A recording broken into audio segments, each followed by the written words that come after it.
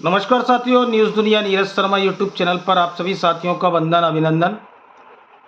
साथियों, सहारा के भुगतान की लड़ाई लगातार देश में आगे बढ़ी और इस लड़ाई को कई साथियों ने कमज़ोर करने का प्रयास किया और कई लोग अलग अलग संगठन बनाकर उन्होंने इस लड़ाई में और आंदोलन को कमज़ोर किया और उन्होंने अपने राज्य तक इस आंदोलन को सीमित कर दिया।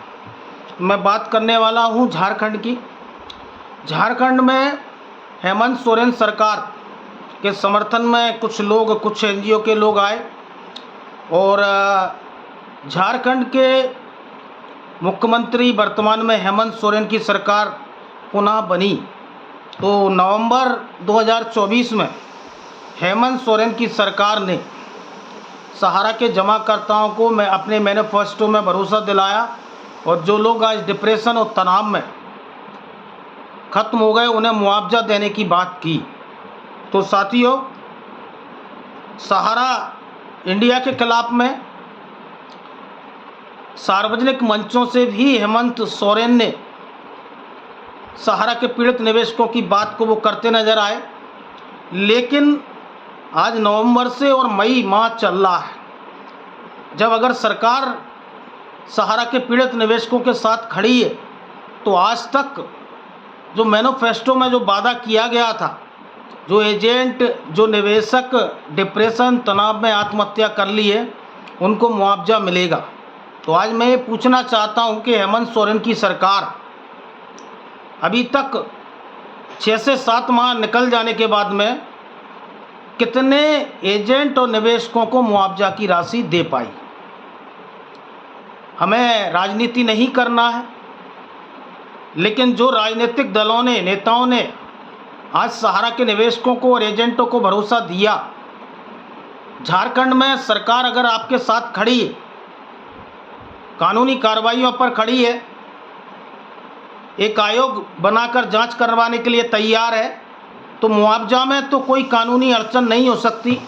और सहारा रिफंड पोर्टल पर कोई भी राज्य सरकार भुगतान नहीं कर सकती।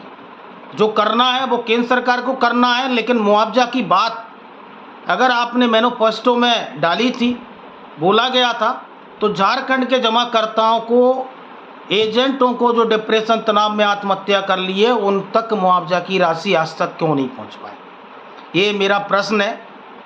और झारखंड में जो लोग कानूनी कार्रवाइयां कर रहे हैं इनके डायरेक्टरों के खिलाफ में, और रांची हाईकोर्ट में वो मामला चल रहा है एक FIR का, तो जिन लोगों ने इस देश में आंदोलन की गति तेज हो रही थी उसको अवरुद्ध किया और उन्होंने लीगल का भरोसा दिया, तो आज लीगल में और एक NGO का गठन करते हुए उन्होंने लीगल में पूरे देश के साथियों से सुप्रीम कोर्ट में आगे बढ़ने का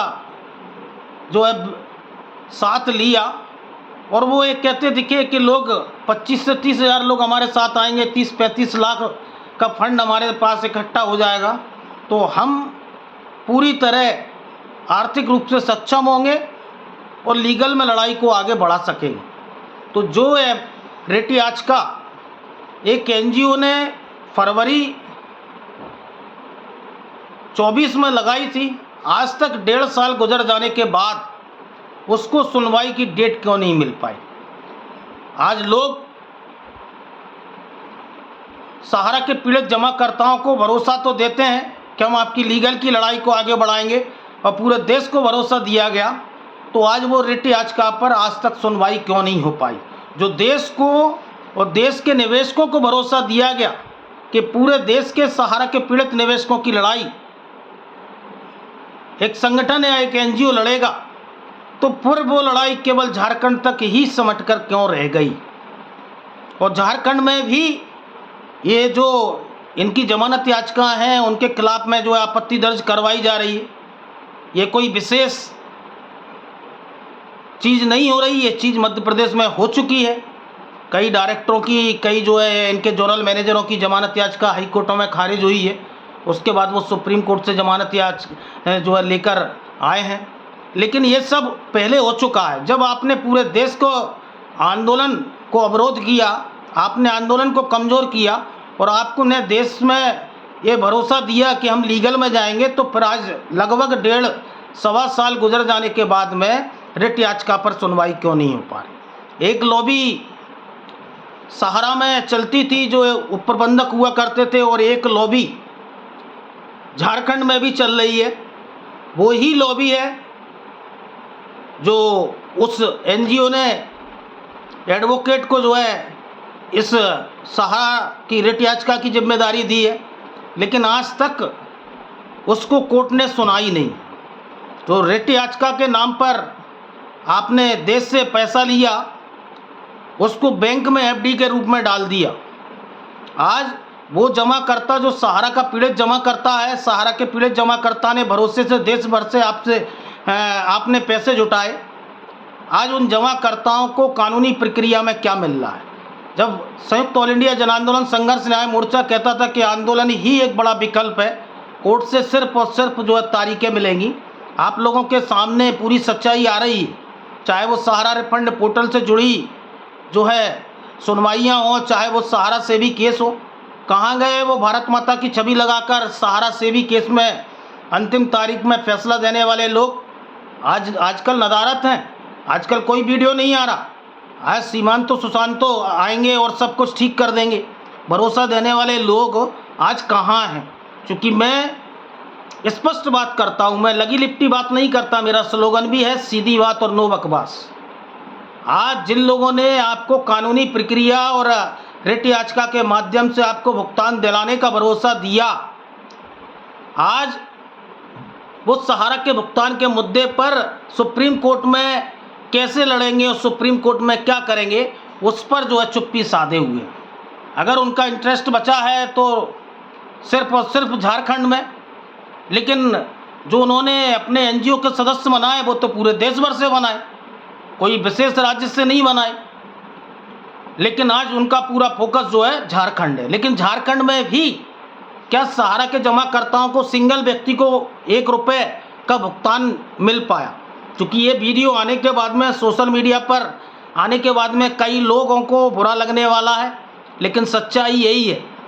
सच्चाई यही है कि जब आंदोलन तेज हो रहा था, तेज गति में था, सरकार पर दबाव था, तो कुछ लोग को ये लगता था कि आंदोलन से नहीं हो पाएगा। लेकिन आज वो ही आंदोलन के लिए सड़कों पे उतरने के लिए तैयार है, वही आंदोलन उनको अच्छा लगने लगा है। लेकिन कोर्ट में कानूनी कार्रवाई का भरोसा देकर जो देश की जनता से उन्होंने 35-40 हज़ार मेंबर बनाए और उनका भरोसा लिया, आज उस मुद्दे से वो भटकते नज़र आ रहे हैं। क्योंकि हमारा उद्देश्य है सहारा के जमाकर्ताओं को भुगतान, उद्देश्य तक को सच और सच दिखाना, किसी के प्रति कोई वैमनस्यता नहीं है। लेकिन आज क्या झारखंड में जो कानूनी कार्रवाइयों का भरोसा लेकर एक एनजीओ का गठन हुआ और रिट याचिका को लेकर जो एनजीओ का गठन हुआ कि रिट याचिका लगाई जा रही है, इसमें इतने लोगों को 17 लोगों की जो रिट याचिका लगी थी और 35 से 40 हज़ार लोगों का नाम इसमें जुड़ जाएगा, तो क्या वो 35 से 40 हज़ार लोगों का नाम जुड़ गया? आज तक वो सुनवाई की डेट के लिए डेट जो है निकल कर आगे आ पाई? और झारखंड के एक 400 करोड़ की एफआईआर से क्या पूरे झारखंड का भुगतान हो जाएगा? मेरा प्रश्न ये है। साथियों, आज कोर्ट कचहरी सिर्फ और सिर्फ जो है आप लोगों को तारीखें दे रहे हैं। हकीकत तो यही है। सरकार में इच्छा शक्ति होनी चाहिए अमित शाह जी में। अगर उनको मनसा है भुगतान दिलाने के लिए तो वो आगे आए। लेकिन आज आंदोलन को कमज़ोर करके लीगल की बात करने वाले लोग आज अभी तक कहते थे हम पैसे से आर्थिक रूप से अक्षम हैं, लेकिन लोगों ने साथ दिया और इतना बड़ा फंड इकट्ठा हो गया। लेकिन आज वो उस फंड को जो है अलग अलग क्षेत्रों में लगा रहे हैं और जो मेन सहारा का लीगल में और भुगतान दिलाने का फोकस था, आज उसको जो है भूलते नज़र आ रहे हैं। आज वो पैसा उस संगठन और एनजीओ के लोग एफडीओ में डालकर बैंक से जो है ब्याज ले रहे हैं। क्यों सुनवाई नहीं हो पा रही? एक लॉबी जो उप प्रबंधक की थी वो काम कर रही थी और एक लॉबी आज झारखंड में भी काम कर रही है जो एडवोकेट की लॉबी है। तो आज निवेशकों को क्या निकल पाया, निवेशकों को क्या मिल पाया? क्या झारखंड में सिंगल एक एजेंट को मुआवजा के लिए 5,000 की राशि मिल पाई? मेरा प्रश्न ये है, मेरा प्रश्न किसी का विरोध करना नहीं है, लेकिन मेरा प्रश्न सच्चाई को उजागर करना जरूर है। कल वो लोग जहां खड़े थे आज भी वहीं खड़े हैं। सिंगल सहारा के पीड़ित एजेंट और पीड़ित निवेशक को वो मुआवजा की राशि हेमंत सोरेन की सरकार नहीं दे पाई है और वो एनजीओ के लोग नहीं दिला पाए। हकीकत यही है। तो साथियों, आज कई संगठन, कई एनजीओ लीगल के नाम पर पैसे की वसूली जरूर करते हैं, लेकिन उस पैसे को अपने उपयोग में लेते हैं और निवेशकों के हित में और कानूनी प्रक्रिया में निवेशक जो है ठगा जाता है। यही हकीकत है। तो जागरूक रहिए, सजग रहिए, अपने हिस्से की लड़ाई के लिए आगे बढ़िए और न्यूज़ दुनिया नीरज शर्मा यूट्यूब चैनल को लाइक एवं सब्सक्राइब करते रहिए। बहुत बहुत धन्यवाद, आभार।